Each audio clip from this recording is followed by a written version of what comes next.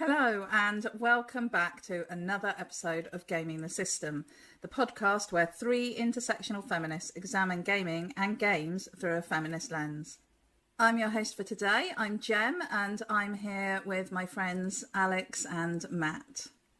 So before we get started, if you want to support us, you can subscribe to our Patreon at patreon.com/gaming the system for some exclusive content. Or you can send us a one-off donation via PayPal to our email address, wearegamingthesystem@gmail.com. I think it's really interesting. I really want to explore the whole thing about the gamer, having two gamers in the same household, because I've had that experience for many years and it's really interesting, but we'll come to that we can park another that time for future.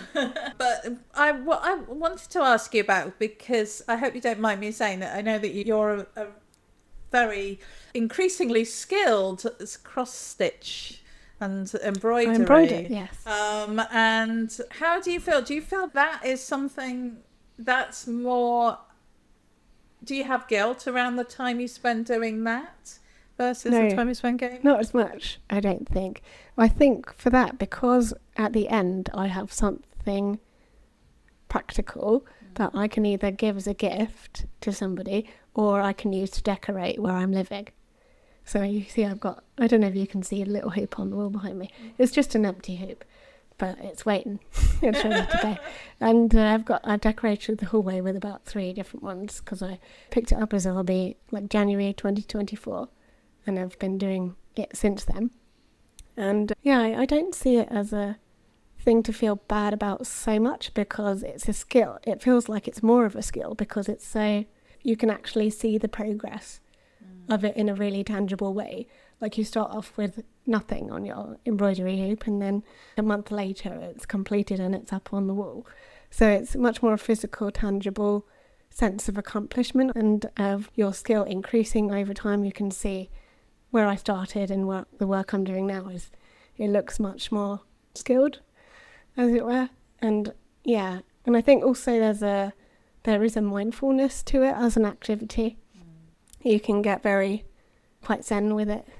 And you can do it while watching TV and whatever else. So it's almost like listening to, I can do multiple things while I'm doing embroidery. Although I do have to be sitting in one place, obviously. But I think we've all become pretty adept at multitasking. And we're doing lots of different things all at once. Gaming doesn't quite lend itself in the same way. And also, the other thing I was going to bring up was, do you ever feel guilty about the amount of screen time you have in the day? And does that impact on the amount of gaming you do? Because embroidery was part of the reason I wanted to look into it, because I was like, I need to cut down on my screen time. I want to do something with my hands that's not looking at a screen.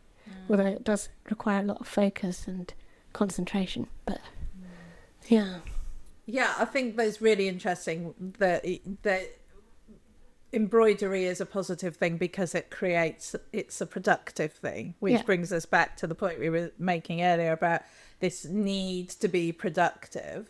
I think the fact that it's away from the screen is definitely going to be a plus for it.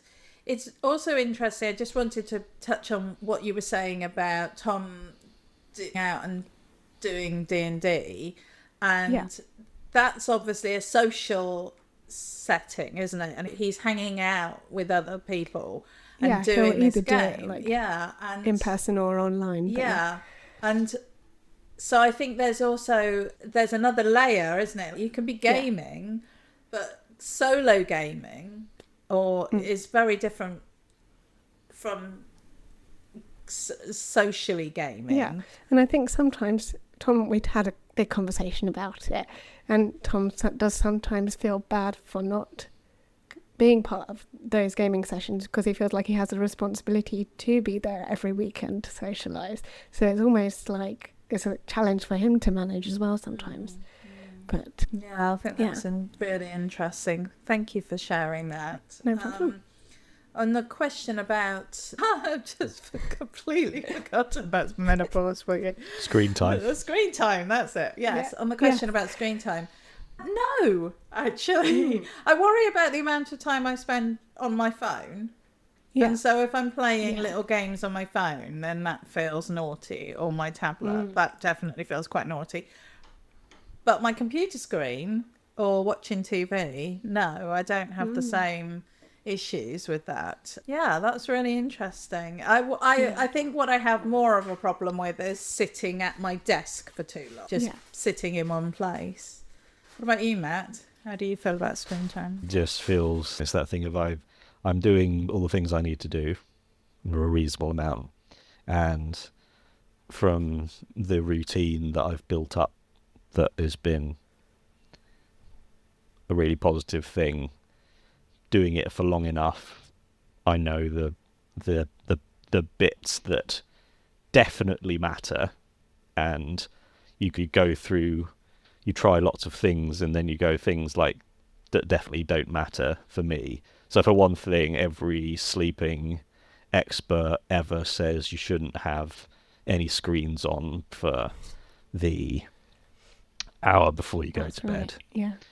Whereas with me, I play Hitman and from 9:30 till 10:30, and then I turn Hitman off, and then I'm asleep within 15 minutes. So there are so many things where we're far more unique and individual in lots of ways that we don't necessarily get the opportunity to prove to ourselves that, oh yeah, doing that thing wouldn't work for me, or that thing that I think one of the absolute killer thing is when you think you want to do something, but because you haven't done it, you're left going, oh, there's another day when I haven't done that. And one of the clearest times of that for me was I went to see an NFL game in London a few years ago. This was, I think, the year after I'd gotten massively into it. And then I'd watched a season thinking, oh, I wish I could go and see a game. I bet it would be the best thing ever to go and see a game. And I got a ticket for my birthday or for Christmas or something, and I went. And it was shit. It was a waste of time and money. It wasn't a fraction of as the fun and satisfaction I got from watching it even on my tablet at home. But you'd think that everyone under the sun would say, oh, if you like the NFL, there's nothing better than watching a game in person. And that's just not true. And again, it's easier to say than do to experience as many things as you can and let go of as much responsibility as you want to, and checking in with, are you doing something because you feel responsible for it or because you want to do it? And one thing where I have a 0.000% to offer are relationship building, because I am infinitely more comfortable on my own in solitude, and it's better. And there are people who are the opposite, who can't bear to be alone, but they live their lives in amongst other people all the time. And I'm working on growing myself from out of that. So it's easier for me to be where I am and build what I've built around myself, because I've purposefully not engaged with other people very much, because I needed that space to myself.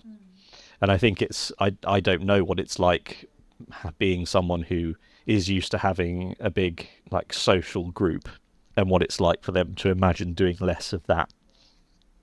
So the massive elephant in the room missing part of my, it could appear zen, that they're going, well, I'm missing this big thing that I'm working on. But again, it's a lot easier to say, do. Yeah. Yeah, absolutely. Well, that which kind of leads me on to this idea of external judgment. So, Matt, I know that your mum and your sister have been doing a bit of gaming, and so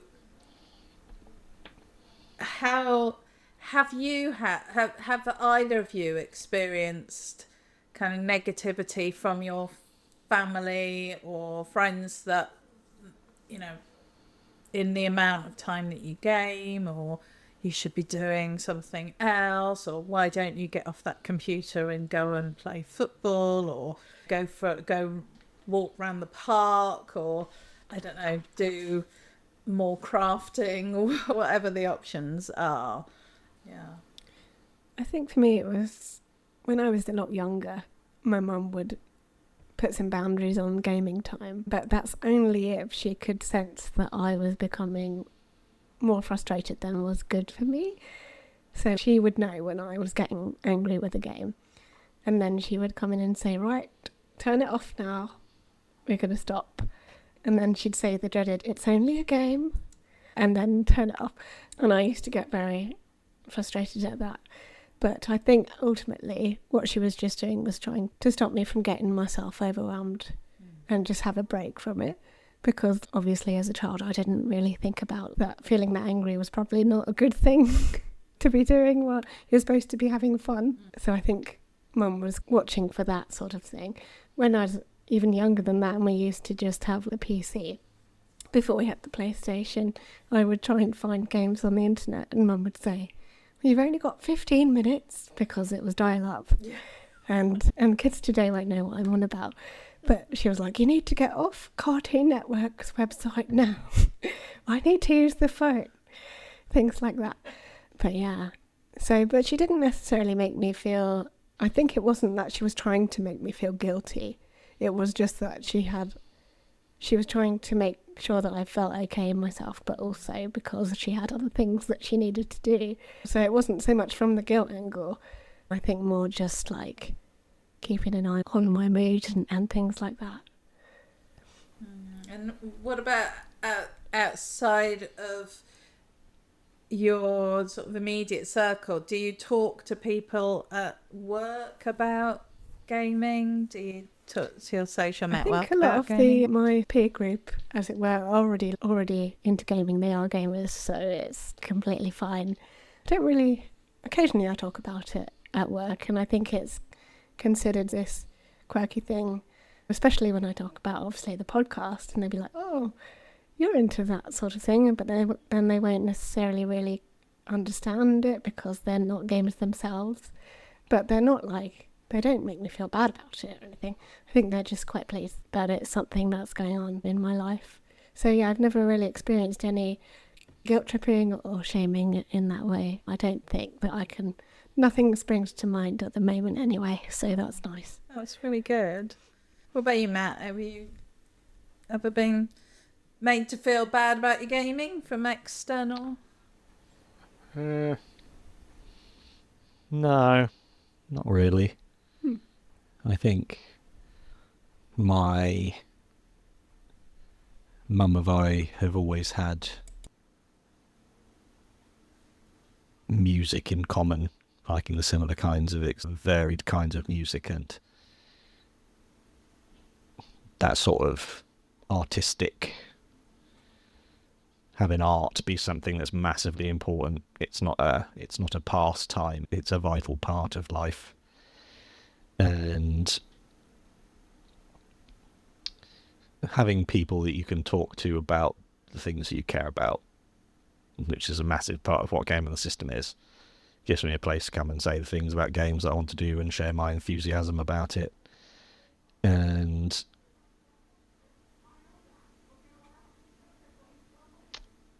things that it's really, again, coming down to the list of the needs and the wants and the shoulds. The world is so much more complicated for the latest generations than it had been in the past. And the number of pressures that are piled on from everywhere has grown and is even more insurmountable. And to be able to recognize that and go, right, as long as you're doing the things that you need to do, then you shouldn't feel any pressure outside of those things for any reason. You should, if you want to do your 40-hour-a-week job and then play games for the rest of the time, that's good, that's fine. And if someone you care about and you think they might be... Gamers understand when a gamer says I play 40 hours a week, they go, oh yeah, I remember when I used to do that, or oh, I wish I could get back to doing that, that was really fun. Someone who doesn't game might look at that and it's easier, it's non-gamers can't understand. It'd be very hard for them to comprehend how positive a force that gaming can be. And all it takes is, even if you don't understand gaming, like your mum did, there are times when you need to game less. There are times when you need to game differently. And from the sounds of it, your mum did a pretty good job in, it wasn't about, stop gaming, Alex. You shouldn't be gaming. You should be doing something that matters. It's going, you hit your sister with a horse or something. Yeah. Was that part of gaming? I think that was just gaming in the sense of toys and things. Yes. But yes, when it reaches those points, it's, you need to have a break from this now, but you can come back another time. But yeah, Mum's always enjoyed watching us game. She loves watching us game, and she'll treat it like watching a film sometimes. Yeah. It's one of the nicest things, actually, is being able to share it in that way with family. Yeah. And just gaming is such a built-in part of our souls. You can't remove gaming from our lives and have us be the best version of ourselves, because we need it. It's part of that. You want people to be able to see, you want to be your authentic self, and if someone discounts that part of you, then that's not as the healthiest that relationship can be. If someone takes real steps to understand those things, that only makes relationships better. And you might suddenly realize that you love gaming yourself. My sister has played dozens of hours of Hitman now. Yeah. Having never gamed for her entire life. She's asked me to make for her birthday next month a compilation from the streams that she and my mum have been doing. Oh wow. And that's so cool. They've done nearly 100 hours of streaming. That's amazing. The two of them together. From nothing, neither of them really having played games before in their life. And that's what gaming can offer. That's what gaming can be. It can be quite apart from... So they've played more gaming together than I've played with another person my entire life, because that's their gaming, one that suits them most. And everyone should... There's a way into gaming for everyone. I'm convinced of that. And the guilt and shame and pressure and outdated thinking just cuts that off from people. And so that's one thing that we as gamers can offer to people, is going, there's this wonderful thing. You can... And then, it's just be that person who says, I game as much as I can with other people, because then there might be other people who don't game anymore, who gamed a lot in the past, and rather than gaming a bit and feeling guilty, they don't game at all and feel guilty. And that's where someone can go, oh, I'd love to unlock that thing again. And you can go, yes, you can. You might be 60 and you never gamed before, but there's a way into it, and it can be great. And I hope that's one of the things that we're doing with our podcast, that by talking about it, and we've talked about gaming with your family and games to play with your family or people who don't know very much about gaming, how to get people into gaming in our previous episodes. So do go and check those out. But So it's definitely a regular topic for us, and I think that's what I hope that people take away from our podcast as a whole, is that gaming is overall a very positive thing to have in your life, and that's why it matters that it's giving the right messages and that it's respecting the diverse audience that want to enjoy it and engage with it. I think that is so important, and I love seeing the little snippets that you've shared with us of your mum and your sister, Matt, and the fact that they hadn't played and now they're playing some pretty hardcore games is just delightful. Although I do often feel sorry for them, as they're usually screaming at something that's jumping out at them. But I think it's just... They've just come up with they've got a safe word now, because another fabulously useful thing, healthy thing for them is to have a place to shout at each other in a place that doesn't matter. It's not about... And so that's can be a very powerful thing for familial relationships, especially as there have never been more young people living with their parents, going back to living in that environment, and that can be a very negative thing. But then you might find something like this, and they've got a safe word, pineapple, for if they're shouting at each other, and they go, "Okay, we need to stop and we need to take a break," and go, because someone might be feeling a bit more sensitive that day, or a bit more shouty, or whatever. Yeah, sorry. Oh, I like that. No, That's I love really that. lovely. Well, as usual, we've only got through about half of what we had hoped to get through, but I feel like that's a good place to bring things to a close. Does anyone have anything they'd like to add? Not to me. I'm going to give a little bit on the raw dogging life stuff. Yeah. Because this made me, a podcaster that I listened to was saying that he's been doing it recently, and it made me really angry out of nowhere. And I was thinking, right, why is that? And I realised that, for one thing, it's the most toxic masculinity approach to mindfulness possible. It's the stupidest way to approach mindfulness, and it's the opposite of... So you need to explain it, Matt. Sorry. So raw dogging life it comes from the idea of doing nothing. You're literally... So if you put it as meditation, you sit there, you don't listen to anything, you don't watch anything, you don't do anything. You just sit there and relax, and just be there with your thoughts. There's a place in life for that. You can pausing and just sitting. But then the point is it's a break, it's a rest. It's not an activity, it's a rest, the way you're not doing anything. Whereas raw dogging life is when you raw dog a flight, you go on the flight, you've got no phone, you've got no music podcasts, no video watching anything, no playing anything. You're just there for 13 hours with your thoughts. And that's such a waste of time. And thinking about having the occasional existential crisis of what's the point in life? What should I be doing? What's the outcome of my life that I think I want? And for most people it's, oh, you're supposed to have a family. And what if you don't have a family? Then what?